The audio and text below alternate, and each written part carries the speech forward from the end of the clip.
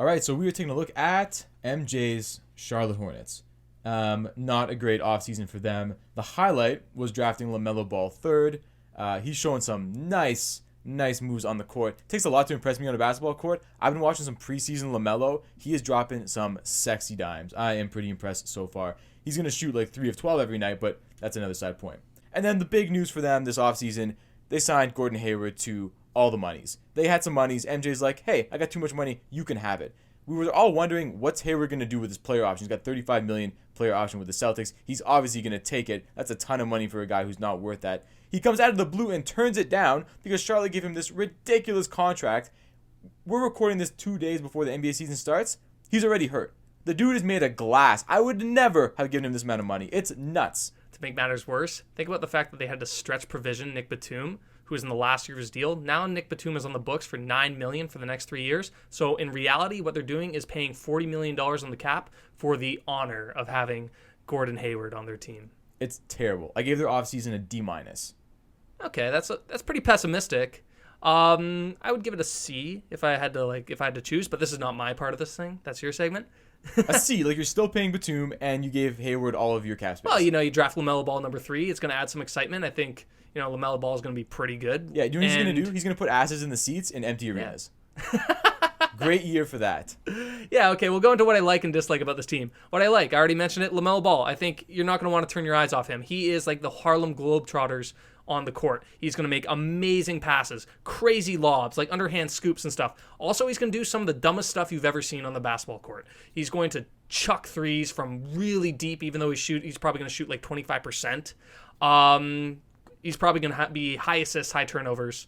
I mean, you like it and also dislike it, I guess. You want to hear something crazy? I had a fantasy draft last night with a group of guys. Somebody drafted him in the first round.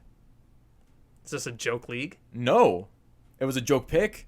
Well, this guy's really high on LaMelo Ball. I mean, if LaMelo Ball ends up being an MVP candidate, then that guy has just got a steal. Yeah, that guy's going to win the league if that's the case.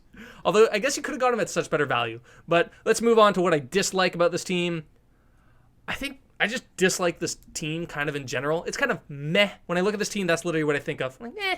Devontae Graham, solid from 3. Can't finish at the rim. That's why his 3-point percentage is almost exactly the same as field goal percentage. Terry Rozier, a lot of people hated the contract. I was one of them. He had a pretty good year last year, so maybe that'll turn out to be a decent deal. Other things I don't like, Malik Monk, huge bust. He's been terrible for them. This team cannot develop, and that makes me worry about the fact that they have LaMelo Ball, and I really hope they don't blow his development either. They very well could. Yeah, I mean, this team has been kind of stuck in mediocrity for a long time, which is why they're still stuck in mediocrity. Yes, but they're trying to get into the high end of mediocrity. That's clearly what they're trying to do. Yeah, the best of the worst. Yeah, the best of the mediocre. Yeah, as far as better, worse, or the same, I mean, they're coming out with a better roster than last year. They're going to be better, so, I mean, that's a plus. Yeah, and that leads me to my burning question. Andrew, is this team ever a contender during the Gordon Hayward, quotes, era in Charlotte? The Gordon Hayward era. I don't even know what that means. Like, okay, so the next 4 years, I guess. So him and LaMelo are going to be running basically the same time.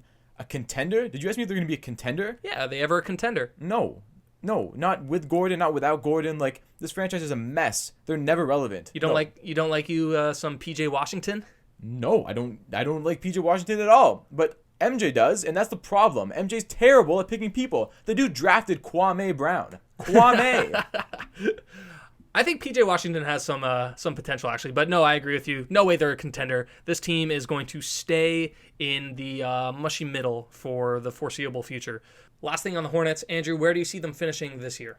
I have them sneaking into the play-in round. I don't see them making the playoff round, but the play-in round, I got them at 10th. And you see them losing? Yeah. Okay, I have them pretty similar, but I don't think they're making the play-in round. I have them coming in 11th. 11th? Man, LeVar would be disgusted with you. I can live with that. Yeah, apparently so can MJ. Thanks for watching. If you enjoyed this video, check out some of our other YouTube content. We also post weekly podcasts on a variety of topics, so head on over to Spotify or Apple Podcast to check out the Inquisitive Bro podcast.